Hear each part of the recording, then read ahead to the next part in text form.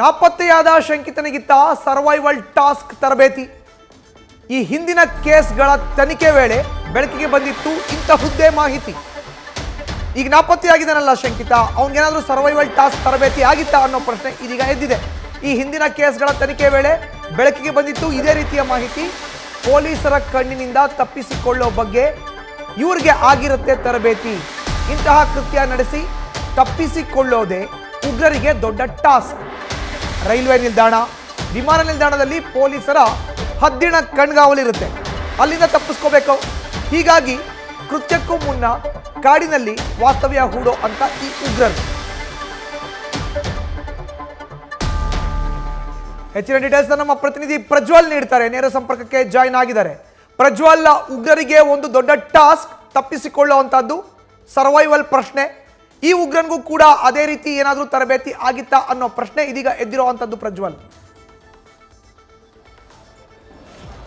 ಖಂಡಿತವಾಗಿ ಕೂಡ Madhusudan, Rameswaram ಕೆಫೆಯಲ್ಲಿ bomb blast ಪ್ರಕರಣಕ್ಕೆ ಸಂಬಂಧಪಟ್ಟಂತೆ ಈಗಾಗಲೇ ಶಂಕಿತರು ಯಾರು ಅನ್ನೋದ್ರ ಬಗ್ಗೆ ಪೊಲೀಸರು ಕೂಡ ಸಾಕಷ್ಟು ಹುಡುಕಾಟವನ್ನು ನಡೆಸ್ತಾ ಇದ್ದಾರೆ. ಆದರೆ ಈ ಹಿಂದಿನ ಪ್ರಕರಣಗಳನ್ನು ನಾವು ಗಮನಿಸಬೇಕಾಗುತ್ತೆ. ಶಿವಮೊಗ್ಗ ಟ್ರಯಲ್ ಬ್ಲಾಸ್ಟ್ ಆಗಿರ್ಬೋದು ಅಥವಾ ಮಂಗಳೂರು ಕುಕ್ಕರ್ ಬ್ಲಾಸ್ಟ್ ಆಗಿರ್ಬೋದು, ಈ ಎಲ್ಲ ಪ್ರಕರಣಗಳಲ್ಲೂ ಕೂಡ ಅರೆಸ್ಟ್ ಆದಂತಹ ಶಂಕಿತರು ಏನಿರ್ತಾರೆ ಅವರೆಲ್ಲರೂ ಕೂಡ ಸರ್ವೈವಲ್ ಟಾಸ್ಕ್ ಅನ್ನೋದನ್ನ ಕೂಡ ಕಂಪ್ಲೀಟ್ ಮಾಡಿರ್ತಾರೆ. ಹಾಗಾದ್ರೆ ಏನಿದು ಸರ್ವೈವಲ್ ಟಾಸ್ಕ್ ಅನ್ನೋದನ್ನ ನಾವಿಲ್ಲಿ ಪ್ರಮುಖವಾಗಿ ಗಮನಿಸಬೇಕಾಗುತ್ತೆ. ಅಂದ್ರೆ ಸರ್ವೈವಲ್ ಟಾಸ್ಕ್ ಅಂತ ಹೇಳಿದ್ರೆ ಮೊದಲಿಗೆ ಇವರಿಗೆ ಒಂದು ಟ್ರೈನಿಂಗ್ ಅನ್ನ ಕೊಡಲಾಗುತ್ತೆ. ಆ ಒಂದು ಟ್ರೈನಿಂಗ್ ನಲ್ಲಿ ಒಂದು ಕಾಡಿನಲ್ಲಿ ಹೋಗಿ ಉಳ್ಕೊಳ್ಳುವಂಥದ್ದು, ಅಲ್ಲೇ ಅಡುಗೆಯನ್ನು ತಯಾರು ಮಾಡುವಂಥದ್ದು, ಅಥವಾ 2 ರಿಂದ 3 ದಿನಗಳವರೆಗೆ ಅವರು ಉಪವಾಸ ಇದ್ದು ಅಲ್ಲಿ ನಾವು ಸರ್ವೈವ್ ಆಗ್ತೀವಿ ಅನ್ನೋದನ್ನ ತೋರಿಸ್ಕೊಳ್ಬೇಕಾಗಿರುತ್ತೆ. ಆ ಒಂದು ವಿಡಿಯೋವನ್ನ ಇವರಿಗೆ ಯಾರು ಕಮಾಂಡ್ ಕೊಟ್ಟಿರ್ತಾರಲ್ಲ ಅಂತವರಿಗೆ ಕಳುಹಿಸಿ ಕೊಟ್ಟು ನಾವು ಈ ರೀತಿಯ ಒಂದು ಟಾಸ್ಕ್ ಅನ್ನ ಮಾಡಿದ್ದೀವಿ ಅನ್ನೋದನ್ನ ಕೂಡ ಅಲ್ಲಿ ಪ್ರೂವ್ ಮಾಡಿ ತೋರಿಸಬೇಕಾಗುತ್ತೆ. ಆ ನಿಟ್ಟಿನಲ್ಲಿ ಈ ರೀತಿಯ ಒಂದಿಷ್ಟು ಟಾಸ್ಕ್ ಗಳನ್ನ ಹಿಂದಿನ ಒಂದು ಉಗ್ರರು ಅರೆಸ್ಟ್ ಆದಂತಹ ಸಂದರ್ಭದಲ್ಲಿ ಅವರಿಗೆ ನೀಡಲಾಗಿತ್ತು ಅನ್ನುವಂಥದ್ದು ಅವರು ತನಿಖೆ ವೇಳೆಯಲ್ಲಿ ಬಾಯ್ಬಿಟ್ಟಿರುವಂಥದ್ದು. ಅದೇ ರೀತಿಯ ಟಾಸ್ಕ್ ಅನ್ನ ಏನಾದರೂ ಈ ಬಾರಿಯೂ ಕೂಡ ಕೊಟ್ಟಿದ್ರ ಅನ್ನುವಂಥ ಒಂದು ಅನುಮಾನ ಕೂಡ ಇಲ್ಲಿ ದಟ್ಟವಾಗ್ತಾ ಹೋಗುತ್ತೆ. ಕಾರಣ ಏನು ಅಂತ ಹೇಳಿದ್ರೆ, ಈ ರೀತಿಯ ಒಂದು ಪ್ರಕರಣ ಆದಂತಹ ಸಂದರ್ಭದಲ್ಲಿ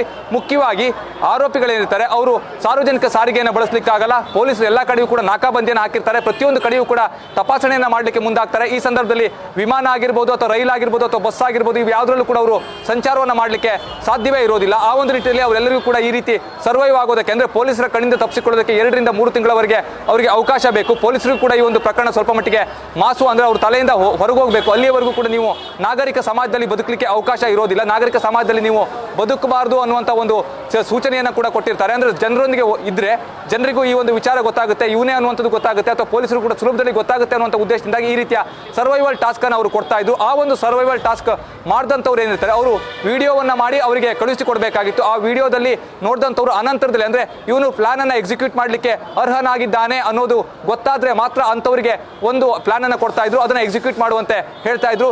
ಈ ಸಾಕಷ್ಟು ಕಡೆಗಳಲ್ಲಿ ಸ್ಲೀಪರ್ ಸೆಲ್ಗಳೇನಿರ್ತಾರೆ ಅವರೆಲ್ಲರೂ ಕೂಡ ಇದೇ ರೀತಿಯ ಒಂದು ಟಾಸ್ಕ್ ಗಳನ್ನ ಮಾಡ್ತಾ ಇರ್ತಾರೆ, ಇದೇ ರೀತಿಯಲ್ಲಿ ಅವರು ನಡೆದುಕೊಳ್ತಾ ಇರ್ತಾರೆ. ಈ ಒಂದು ವಿಚಾರ ಕೂಡ ಸಾಕಷ್ಟು ತನಿಖೆ ವೇಳೆಯಲ್ಲಿ ಗೊತ್ತಾಗಿರುವಂತದ್ದು. ಆ ಒಂದು ನಿಟ್ಟಿನಲ್ಲಿ ಈತನಿಗೂ ಕೂಡ ಆ ರೀತಿಯ ಒಂದು ಟಾಸ್ಕ್ ಅನ್ನ ಕೊಟ್ಟಿದ್ರ ಅನ್ನುವಂಥ ಒಂದು ಅನುಮಾನ ಏನಿದೆ ಅದು ಕೂಡ ಈಗ ದಟ್ಟವಾಗಿ ಮೂಡ್ತಾ ಇರುವಂತದ್ದು. ಆ ನಿಟ್ಟಿನಲ್ಲೂ ಕೂಡ ಪೊಲೀಸರು ತನಿಖೆಯನ್ನು ಮಾಡಬೇಕಾಗುತ್ತೆ. ಯಾಕೆ ಅಂತ ಹೇಳಿದ್ರೆ, ಶಿವಮೊಗ್ಗ ಟ್ರಯಲ್ ಬ್ಲಾಸ್ಟ್ ಅಲ್ಲಿ ಆಗಿರ್ಬೋದು ಅಥವಾ ಮಂಗಳೂರು ಕುಕ್ಕರ್ ಸ್ಫೋಟ ಏನಿತ್ತು ಅವೆರಡರಲ್ಲೂ ಕೂಡ ಈ ರೀತಿಯ ಅಂಶಗಳು ಪತ್ತೆಯಾಗಿತ್ತು.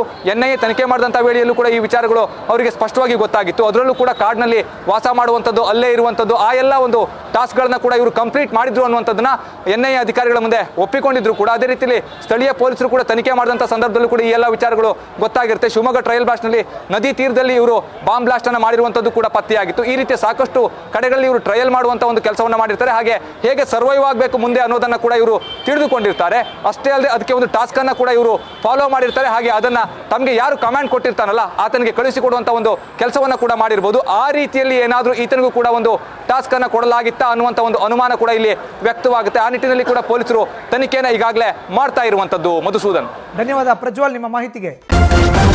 ನ್ಯೂಸ್ ಫಸ್ಟ್ ನಿರ್ಭೀತಿಯಿಂದ ನಿಮ್ಮ ಪರವಾಗಿ.